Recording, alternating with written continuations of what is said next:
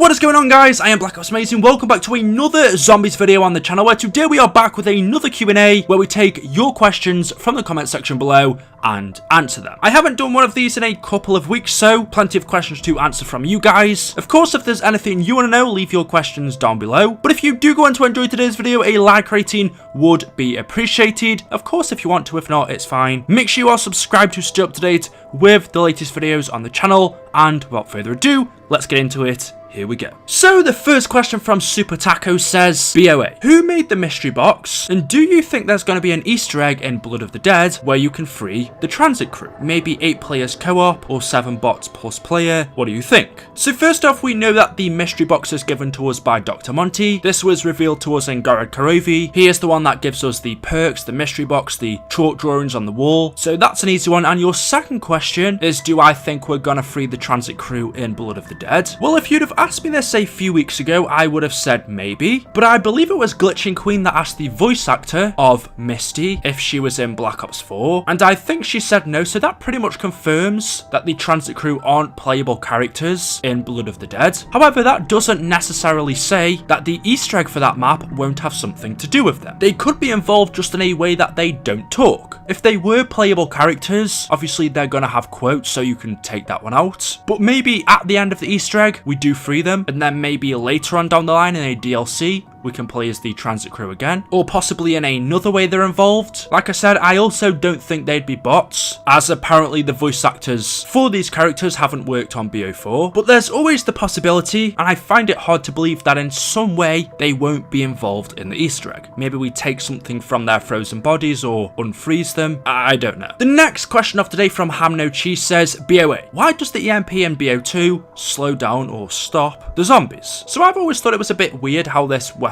worked, but if I'm remembering off the top of my head, you could only get the EMP grenade in one map on BO2, and that was Transit or Green Run. Basically, they take up the slot that the monkey bombs would have, but what it does, if you throw it at the zombies, it will pacify them, basically slowing them down or putting them to sleep, and then the way you wake them up again is by running next to them or shooting. It was actually really useful if you just wanted a break, to go and buy things, to stop the zombies following you. You could actually also use it for other things as well. For example, you could throw it at the mystery box or the pack-a-punch machine and it would stop both of them. You could also throw it at perk machines and disable them. So it was really useful and quite a fun piece of equipment to use. I think what it was most useful for on Transit was killing the Avogadro. This was an insta-kill on him. And actually, if you also use this in Grief, not only would it work on the zombies, but the enemy players as well. You could weaken them, take away their weapons from the mystery box or the pack-a-punch, and do fun things like that. But getting back to your question, why does it stop or slow down the zombies? Well, that's a bit of a strange one, because obviously EMP stands for electromagnetic pulse. It meant to damage or disrupt electrical equipment. Obviously the zombies aren't that, but we do know that they are controlled via the ether. If you have power over the ether, you have power over the zombies. So maybe there's an electrical connection between these zombies' brains and the ether, and using this disrupts that, putting them to sleep for a certain amount of time. I mean, logically that's the way I could see it working, because if you was to throw an EMP at a person, that's not how it would work, but if you throw it at a zombie, it is. So it's got to have something to do with their mind, right?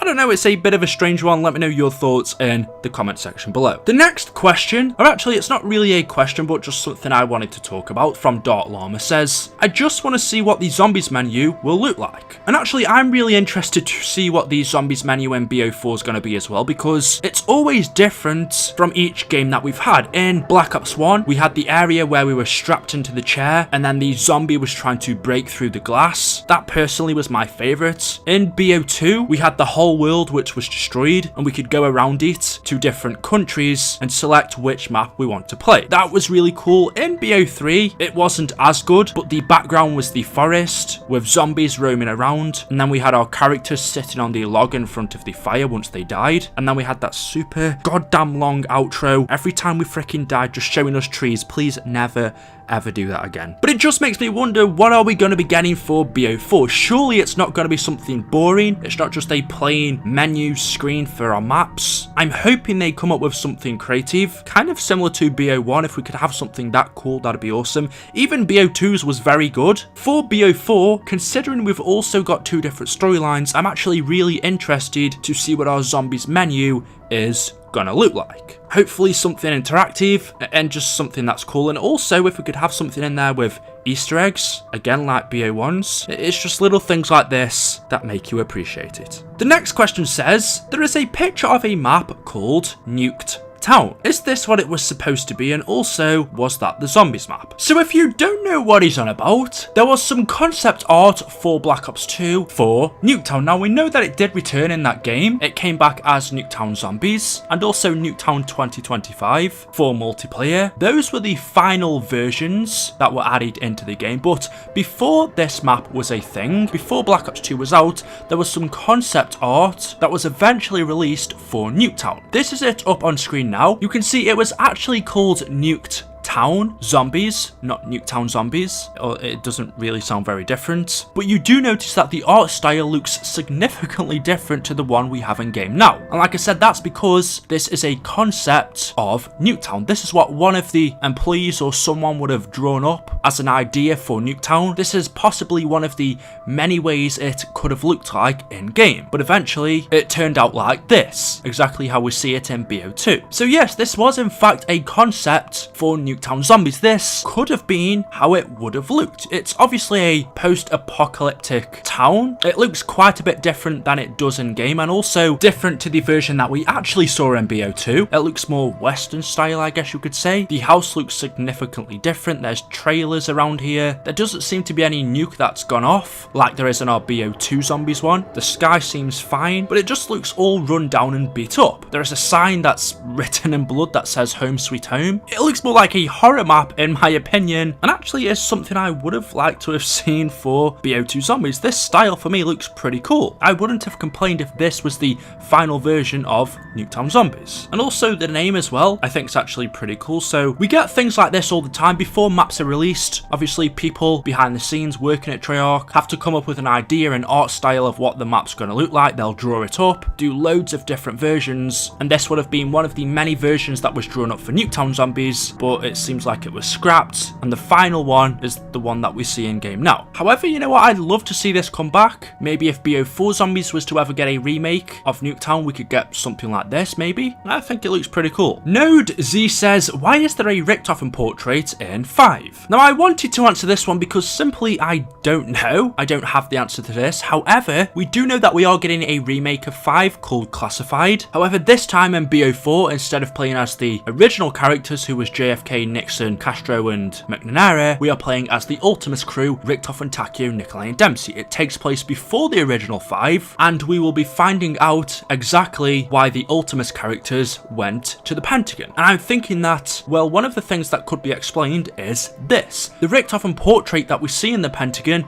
could be explained in the new Classified map. Right now, we literally have no idea why our Ultimus characters are going there. In fact, we never knew they even went there up until not long ago when this map was announced. We never even knew this event took place. It wasn't in the Canorium, it was never mentioned anywhere. But apparently our Ultimus characters did go to 5 for some reason. We don't know why. And this remastered map, Classified, is going to explain why the zombies went to 5 originally after JFK and the crew. And so your question is relevant because Classified is more than likely, I'm guessing, going to explain why this portrait is here as well. It is a strange one. We don't know 100% why it's here, so I'm guessing we're not going to have an answer for this until October when the map releases. And then the final one of today from Killing Time says, BlackOpsAmazing. Misty has changed with the frozen capsules. Look in the comments and you can see that she wasn't in the third one. And I never noticed this. I did go back and check after I read this, and you can in fact see, if you look at the comics, we have our cryogenic chambers lined up. There is 4 of them for each of our